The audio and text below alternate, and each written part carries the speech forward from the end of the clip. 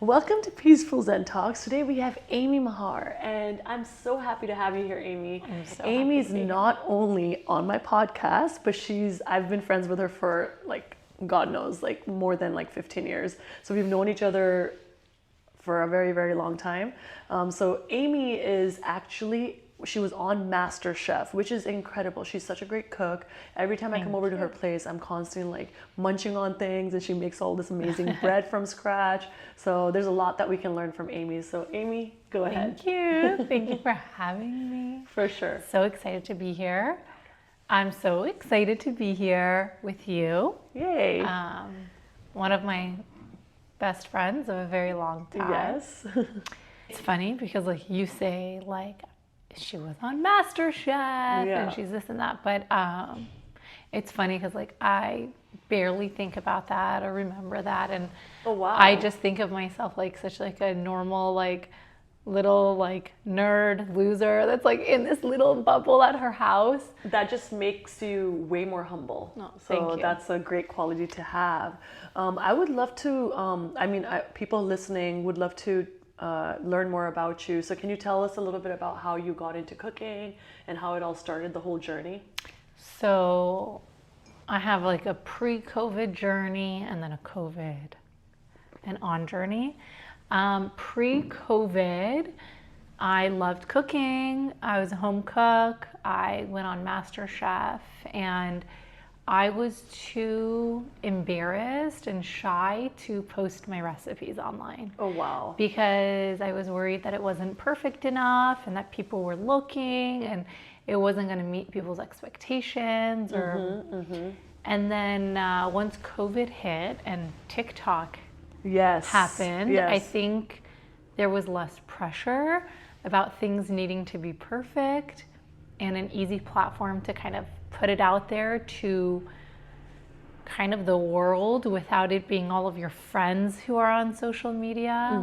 And that kind of made a flip for me, because now I post my recipes on TikTok and on Instagram, and I've met so many people along the way, and it's really nice to be able to be inside of people's homes. Yeah, no, definitely. And I think I can really connect with you and relate with you on the fact that every person who gets into social, who starts this whole journey with social media, the number one thing that we face are challenges such as fear. So in the beginning, you're do I really want to put myself out there? Do I really want to show my face? Do I want to make my profile public? I think that's something that I was battling within myself for a very, very long time. But the more you do it, the more comfortable you get. And then when you start getting feedback from all these incredible people, then you're just hey, that's my target audience. I don't need the negativity. These are the positive people that I want in my life. Which is amazing, but also adds an additional pressure for me, because sometimes I'm oh, this is not what they want to see. So maybe I won't post today, and then I won't post today because this is not what they want to see. But it's the people are such a blessing, and absolutely. It's so nice when people approach me. I kind of laugh to myself because I really do think I'm just nobody, and people are and I think that's thanking me, and it's so nice. That's so humbling. That's so humbling. And I still remember during the pandemic, as you mentioned, when you had started posting on TikTok, I still remember your post going viral, and I was so happy for you. And I remember looking at it. And then I think at that time, from what I remembered is India used to be on TikTok at that time. India's not on TikTok anymore. Yes, and I just learned that recently. And I remember a lot of Indians would comment on your post, and especially the one that you had posted. It was can you tell us a little bit about it? The sesame. So we call it danagazu, but what do you guys call it? I think it's a sesame chicky. Or it looked like it was a chicky, mithai, which is some sort of sweets. I think it was amazing because every culture has it. And I didn't know that. And so I think it just really resonated with a lot of people, and it's something that maybe most of our grandparents made that our parents don't really make. So to show how easy things are, which is my key in my cooking is to just show that things are really simple and easy to do. So yeah, I think that's why it resonated with a lot of people, and it was so exciting. I remember, I'll never forget. I showed that video to my mom and dad too, and they were like, "Oh wow!" And then the fact that you use your own voice, I'm still learning to do that because I think it's challenging to, again, as you mentioned earlier, put yourself out there. So how was that for you? Your journey of like really, recording and editing, and then being able to. Start getting all of these people reaching out to you. I remember some bean company as well. Yeah. So, I really didn't know any other way. When I first went on TikTok, I was like, oh, I have to record over this, or, oh, I have to use my voice. How else are they going to know what I'm doing? I have to give instructions. Right. And then, so then I have different companies reach out to me who want to promote their product, and I'm really specific about who I work with because like I want to make sure it's really authentic, of course, and that I really do believe in the product. Yeah. Especially when you're recording and you're like putting yourself out there, you want to make sure that you value it as well. You're not just doing it for the heck of it. Yeah, and people are really like, they respond, you know? So if I don't like something and I'm putting it out there and people are buying it, then they're never going to trust me. Exactly. So I think a lot of it comes out to, okay, like I really want everybody to trust me. That's great. So, I'm only going to promote products that I really believe in, and I think that everyone should actually have in their house. And people who are watching, listen to her and buy the products she recommends. I've bought a few products as well, so they're great. It's great. Like, it's great talking to you about all of these things, even though like whenever we hang out as friends, we talk about so many other things, but this is definitely, I feel like I'm learning more about you now more than anything. Life can get pretty challenging, especially with, being a mother and then a wife, and really being there for your family and supporting them along with running your own business. Would you like to share any like tips for everyone so that moms who are on the same boat, what can they do to? It's funny actually, because I saw something on Instagram yesterday and it was like, people ask me what my hobbies are, but like I have no hobbies. I like to sit in silence and enjoy a meal because like when you're a mom, sitting in silence and enjoying a meal is like nearly impossible. Yeah. But motherhood is amazing. It's a blessing to raise children. It's hard. It's the hardest thing I've ever had to do in my life. Wow. But it's an amazing process, and if you have the right partner, it makes it even better. Beautiful. That's my priority. And then my social media, like Instagram, TikTok, always comes next. It's one of my favorite things to do, but it's definitely last on my list. Right. Also priority in my life, but lower on the list. And I think that's the hardest part, when people try to juggle both and feel like they're failing at both. So I think you just have to pick one, focus, and then you try your best to do everything else. That's great, and that's very impressive. I would just, as we're talking, I'm also thinking like, you're such a happy girl, like always. And you've always been such a happy girl. You pretty much, like every time I've hung out with you, your energy is so positive. So how do you maintain that? Especially, and I know we all have ups and downs, but if you can be happy 90% of the time, you won life. So how do you do it? You know what? You're right. I swear you're right. I'm not humble about that one. No, not about that I'm happy. You're right. If you're happy 90% of the time. Yes. That's like really right. It's so true. Yeah. It's so true. Definitely. And I think that you just have to focus on doing things that make you happy. And if you focus on things that make you happy, then you'll be happy and everything else will work out. Definitely. It's hard though. It is hard. Yeah, I was having a very hard day yesterday. I haven't slept in a week. Yeah. I'm exhausted. Right. So yesterday I said, what's going to make me happy today? Yeah. I baked a loaf of bread and I blow dried my hair, which I never do.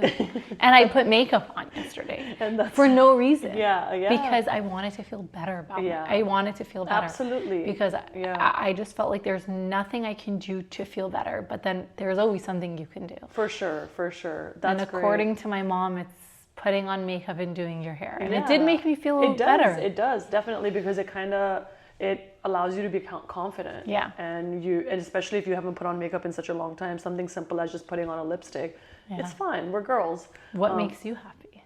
That's a good question.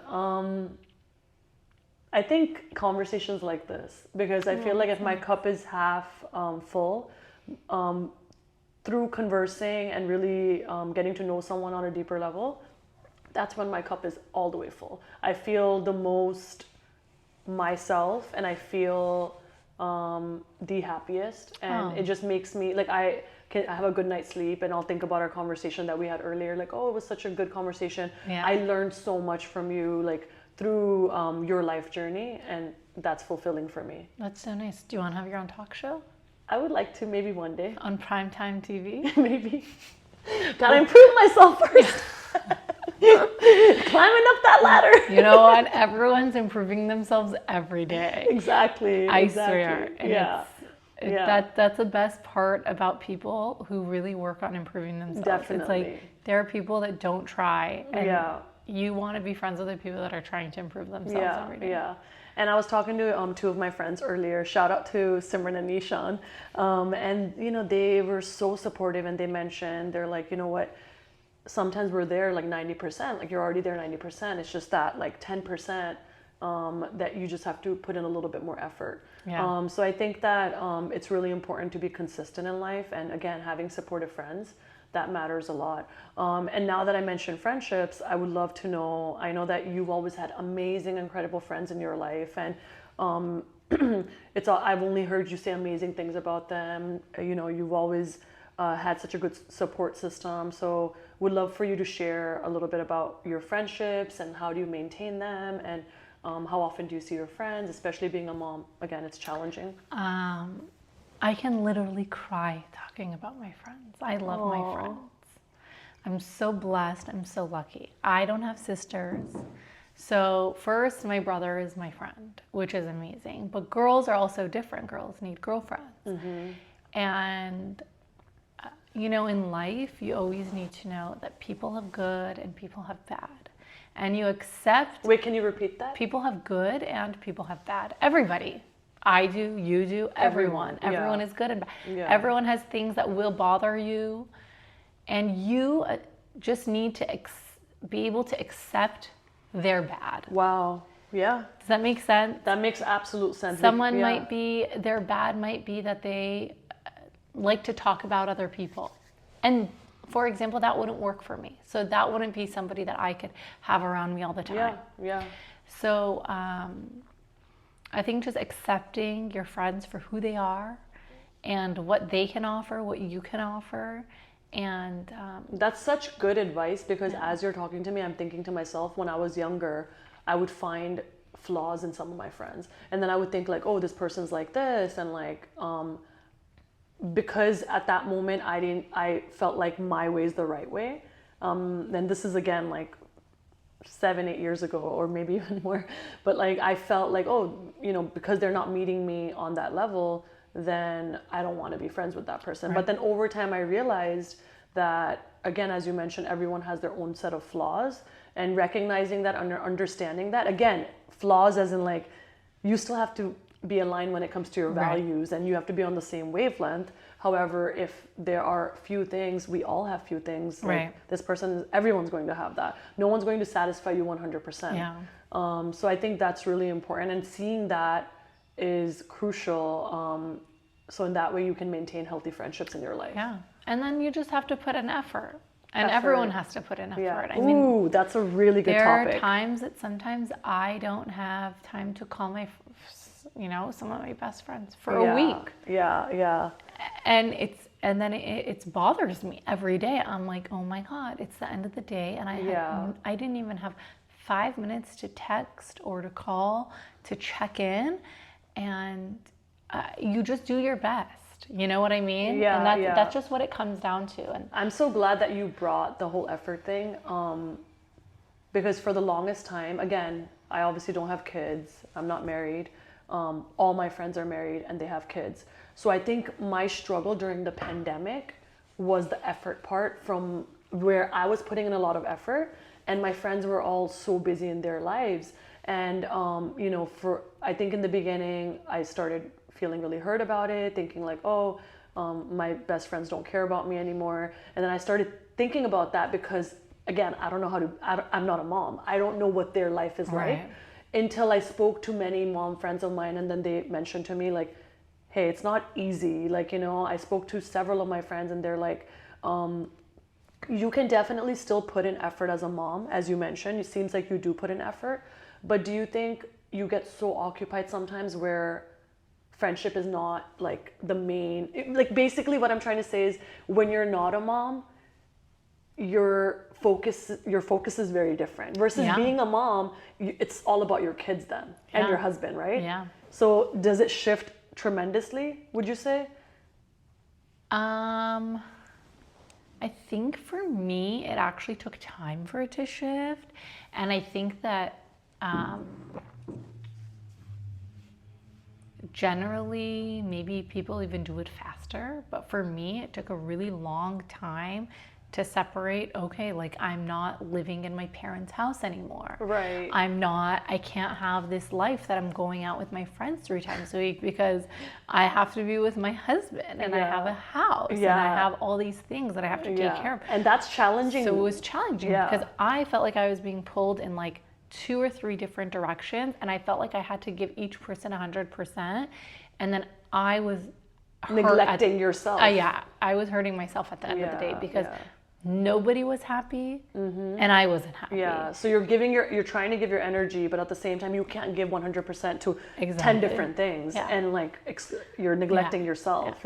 So slowly I learned to pull back and say, okay, like how can I give this person time and this person time and this person their time, and then you kind of just figure it out like that. But the priority becomes your home. Yeah, and I think real friends will always understand. Like even though I went through that phase and I didn't understand maybe momentarily, then after learning about motherhood and understanding what they're going through, and again, being an educator and taking care of kids, it's so exhausting.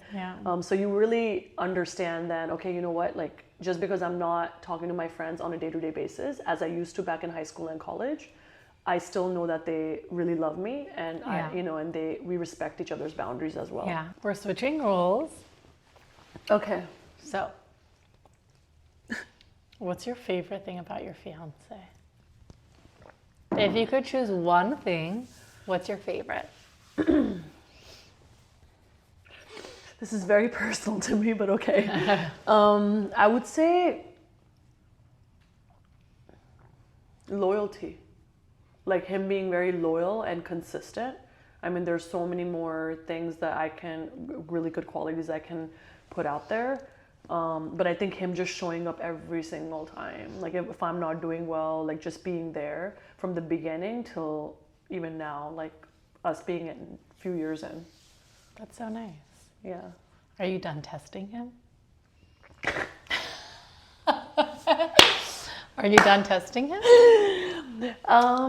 Testing him. What do you mean by that, Amy? Like, Yeah, I mean, I think I think testing just kind of has testing. Like, it's like I think in a relationship, we all, number one thing is like when you're looking for the right partner, if you're looking to get married, you really want to make sure that that person fits the criteria. And what I mean by the criteria is like, you want loyalty, you want this, you want that. So it's like I think it's important to like observe the person. And that's what my cousin told me like a while back. She's like, as soon as you get to know someone, don't just jump right in. I think it's important to have maintain like a little bit of a friendship. Right. And then really get to know that person on a deeper level. And through that, it's kind of like you're testing them for your future. Yeah. What was your favorite and least favorite part about being a teacher? Oh, wow. That's a really good question. My favorite part about being a teacher were the students. My students, I was super in love with every single one of them. They're angels. They're so cute. I was teaching, at the school, the highly gifted magnet, for quite a bit.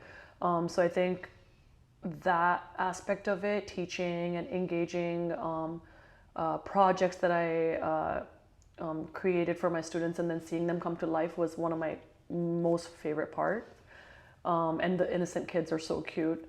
And I would say the negative aspect of it would be the coworkers that I had, unfortunately. Wow. I worked in I hate to put it out there, but it's the truth. I was in a magnet program, and I feel like it was really hard for me to speak up. So I think that I was shut down a lot. But again, looking from a positive lens, I learned so much about myself, and then I started this podcast. And again, I'm still teaching, but this is something that I'm really enjoying. So you not being able to speak up is something that, like, I mean, a lot of people have a hard time with. So what advice would you give to somebody who is in a situation that they feel uncomfortable speaking up? That's a really good question. I think everyone's situation is unique, and at times we feel like we can't speak up because, again, you want to make your salary, you want to be able to provide for yourself or your family or whatever it might be. So you have to be careful with your words no matter what. However, if you feel like you're just being walked all over like constantly, then I think you do have to be stern, and you have to be assertive, and you have to have the self-respect to either walk away or talk to the person and have a conversation with them. Because sometimes when you have a healthy conversation with someone, you never know, like they might be like, hey, I'm sorry, I had no idea that you were going through that. But I think if you've tried several times and it has failed, and then when you dig deep within yourself and you realize, okay, you know what, I'm not doing anything wrong.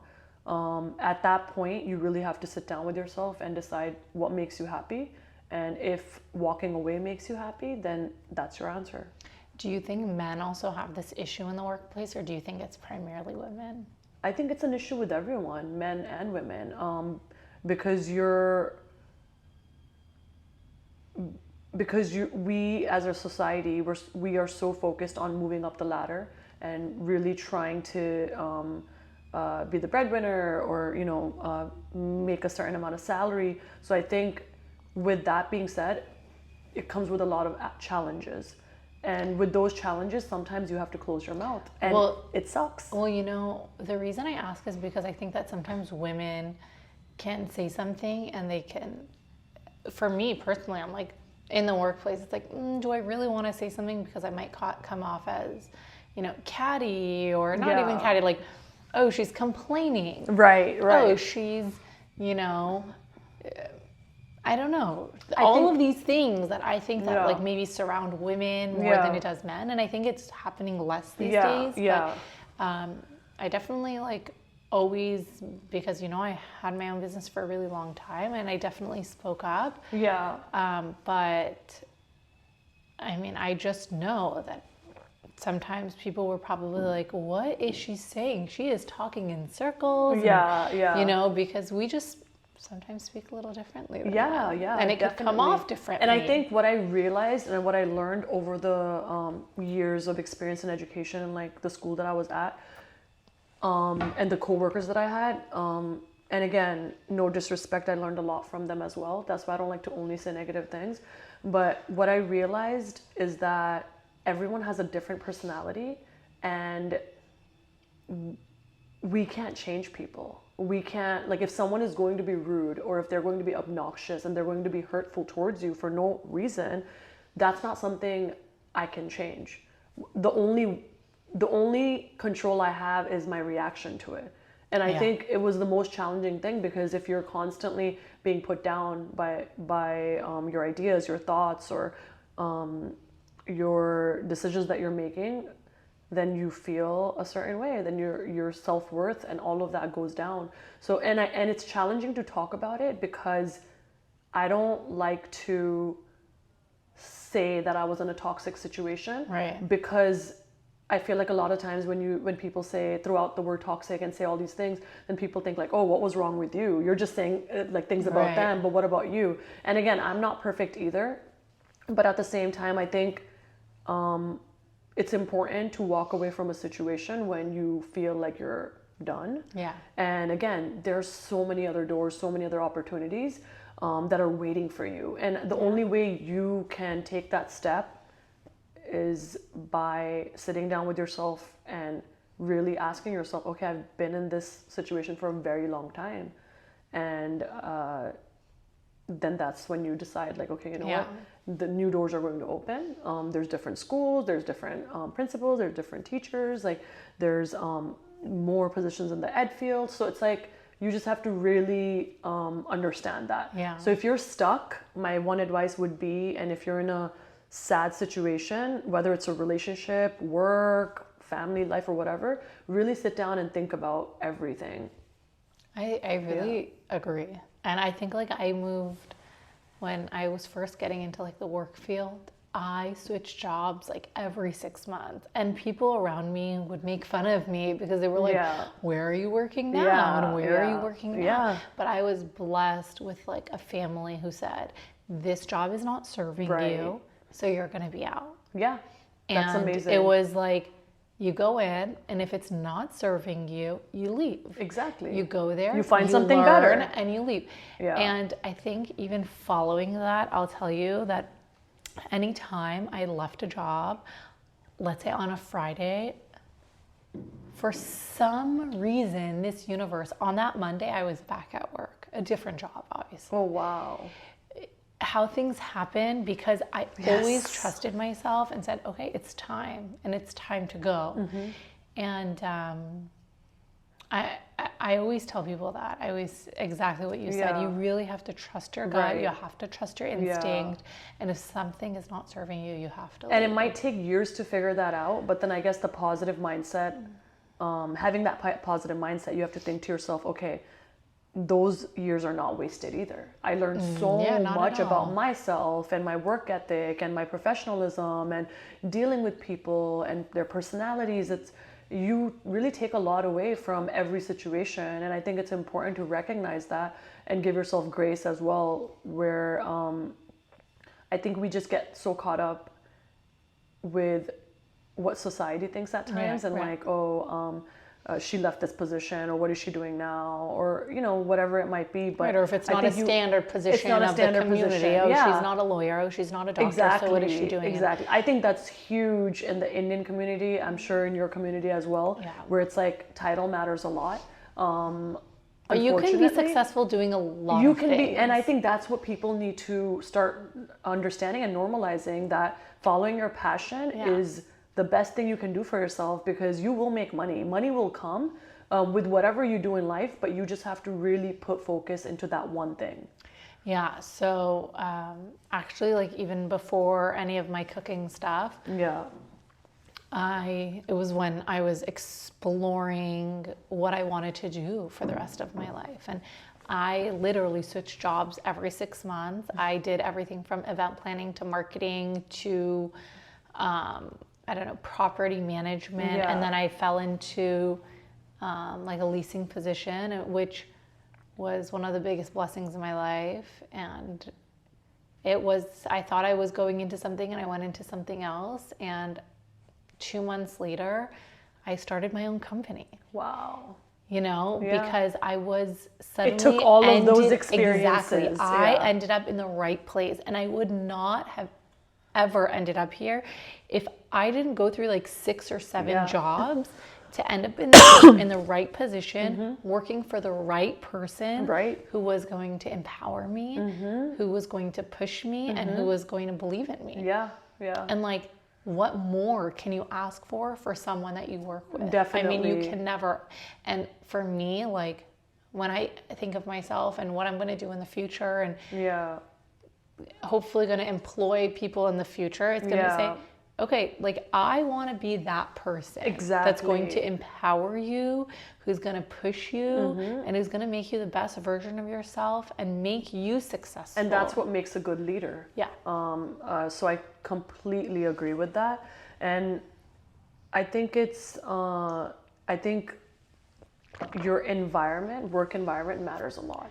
And that's what I realized. And I think for me, more than anything, that's what matters now, where I'm like, okay, if I'm teaching, I want to make sure I'm around amazing teachers. And again, certain things we can't control, but there's so many schools out there with incredible educators, and I just feel like that's what, you know, that's what you deserve. You deserve that positive environment.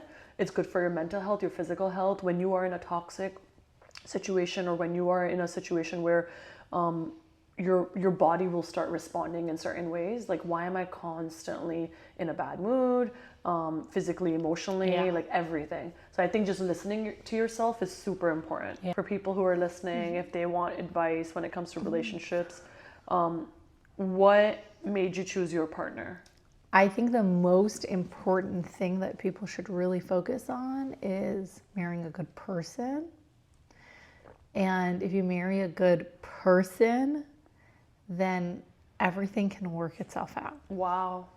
That's a really good point. Because at the end of the day, whatever happens, it's a good person by your side who has good values. And yeah, that's really good advice. And it was like it summarized pretty much everything.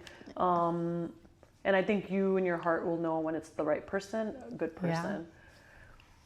And then I think different things come into play. I mean, like, after that, I think that someone having potential. Okay. In which way? Potential to be successful in their business or whatever it is. Because, you know, at the end of the day, right now, everyone is working so hard. But you want to make sure that even in the down times, that this person is going to figure it out. Yeah, yeah. And because you never want to be stuck in a bad position, and we all think about our future, of course. And we want to be secure, and we want to be taken care of. And I think some people might not admit it, but that's the truth, especially as a woman. Yeah. These things do matter culturally, and also what we're used to. Especially, like, if you know you have potential, you want to be with somebody that has potential. Definitely. That's, you know, a someone valid that's point. willing to get out there and work. And if there needs to be a shift, there's going to be a shift. Yeah. And I think that also comes from, like, a healthy person. Yes. So a lot of these things have different things tied to each other, right? Marrying like someone who is, you know, a good person can also probably means that they're a happy person. Probably means that they're kind, that they're giving, they all go loyal, hand in hand, right? So all of those things will come. How important, and I'm going to switch it up, how important is, like, nutrition to both of you guys?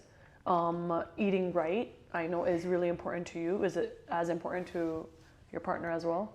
Eating right is very important to both of us. We don't always eat right because I love chips and I love hot Cheetos, you know. But it's nice because we are, like, able to work with each other and say, like, okay, like, hey, like, we're getting off track. Like, let's get back on track and, like, let's stay healthy. We actually, like, try to be vegetarian for most nights a week. Okay. Are there any superfoods? I know that a lot of people say there are no superfoods, but is there a superfood for you guys that you guys add to your diet on a consistent basis, or at least you try your best? I mean, I don't know if turmeric is a superfood, but it's in most of my food is turmeric. Indians believe that. I mean, I'm not like, I don't study this stuff so much. I see what comes up and experiences. Like I think right now a lot of people are talking about seed oils and trying not to have seed oils in your food or using it in your house. So we only use avocado oil and olive oil.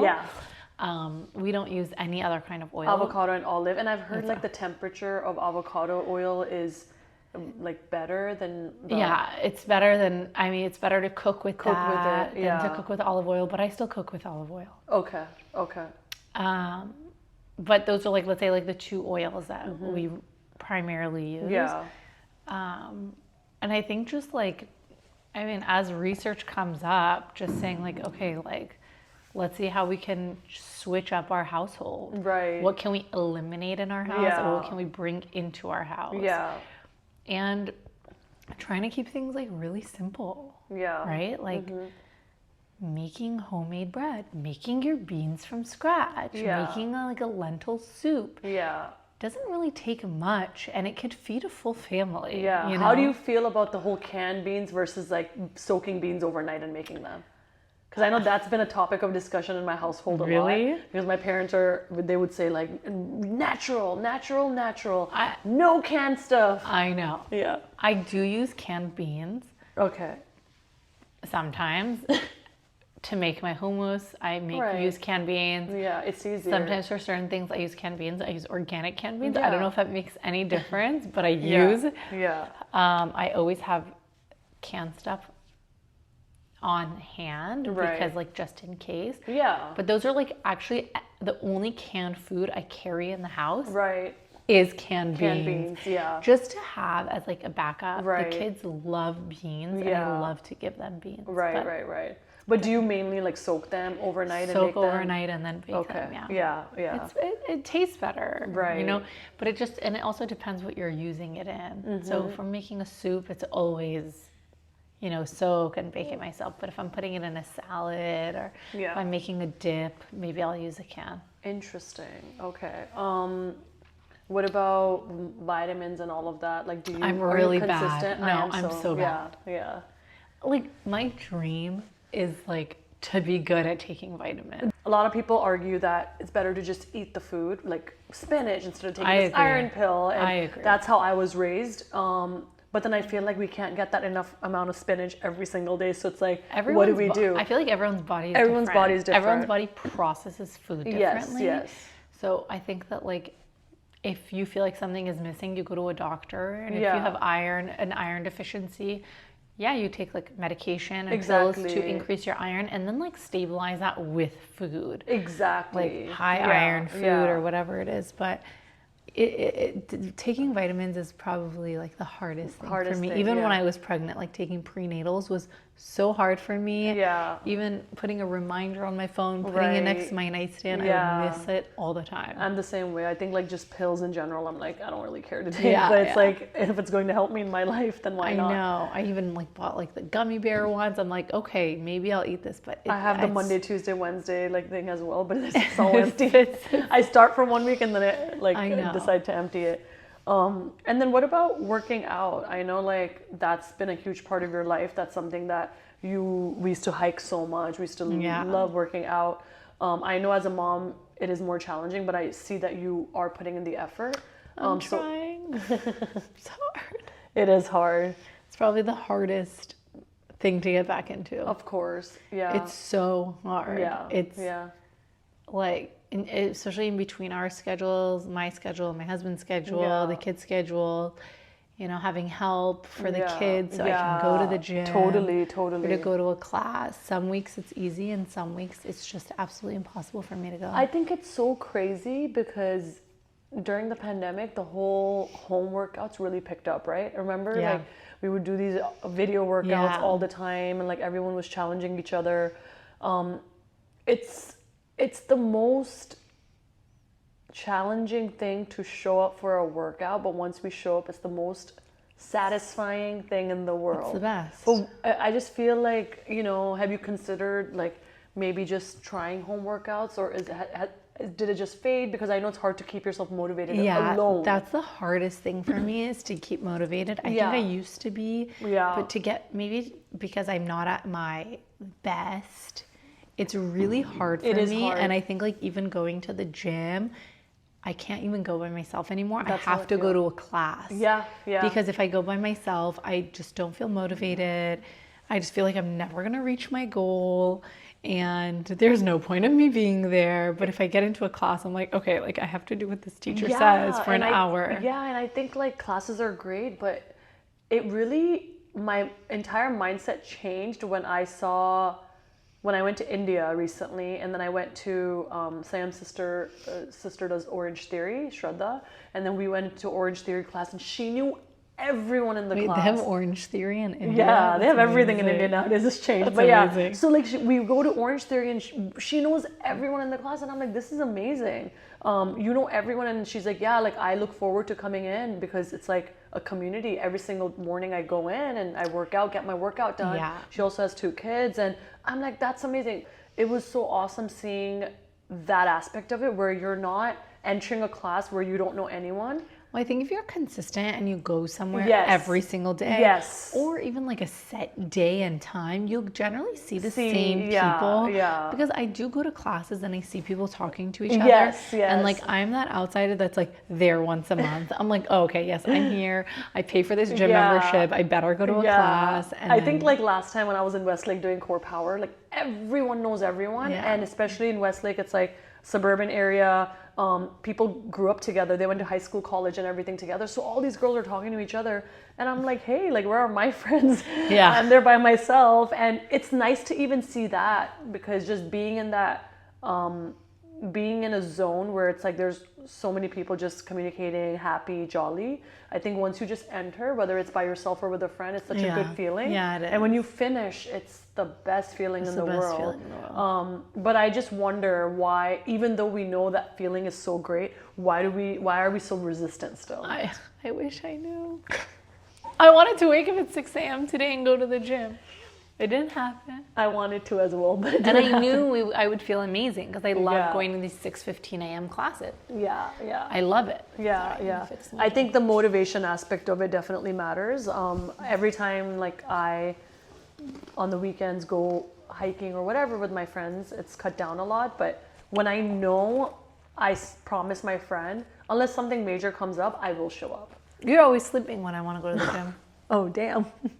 Now what? Yeah, 6 a.m., girl. You're sleeping. You're enjoying your life. Yeah, so I think it's showing up really matters, and Yeah. friends who motivate you call you and they say, "Hey, come on, let's Yeah, get up. up, Yeah. chop, chop, chop." Here's that text message. It's fine. Okay, so next time I'll call. Next time, just call me. Don't worry, I won't put you on silent. Let's eat. Oh my god, I didn't know you could move this table. Oh wow. But yeah, I just wanted to say, Amy, Oh, you have to say thank you to me. thank you so much for your time. Wait until I eat. Hold on. This is gonna be hard to edit. You're gonna do I love Amy so much. Thank you for being here. And I mean, not thank you for being here. Thank you for having me. Thank you for It being means so here. much.